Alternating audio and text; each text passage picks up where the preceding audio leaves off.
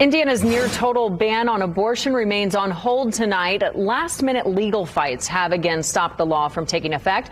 News 8's government reporter Garrett Bergquist explains the current legal status. If you're confused by now as to whether or not the abortion ban is in effect, the legal status keeps changing because of new court challenges. Here's the short version.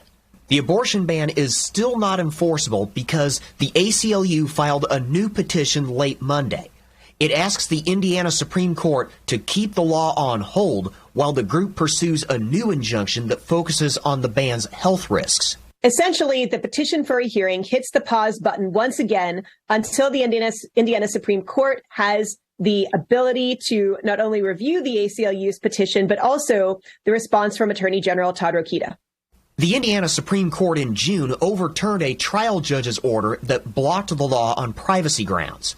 The justices had to wait at least 30 days to certify that order, which would have allowed the law to take effect. The ACLU's new petition interrupts that process.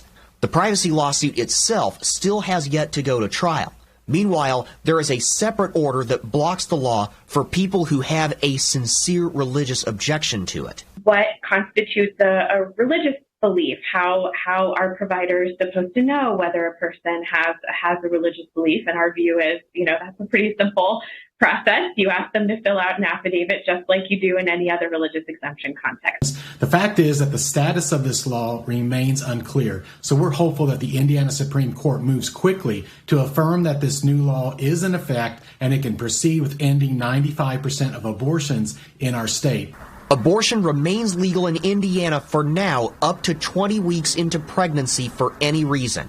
That's the old law.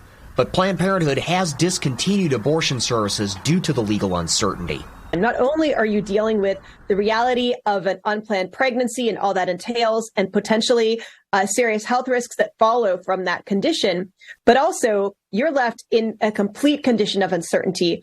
You don't know whether you have to pay the additional money to go to Illinois or to a neighboring state. You don't know whether it's even safe to do so, whether you might, be asking a provider to do something that would be a crime in your home state. The ACLU says right now there's no timeline for when the Indiana Supreme Court might consider their latest filing. The courts would not unlock the law before that happens. I'm Garrett Bergquist for WISH TV, wishtv.com, and like us on Facebook.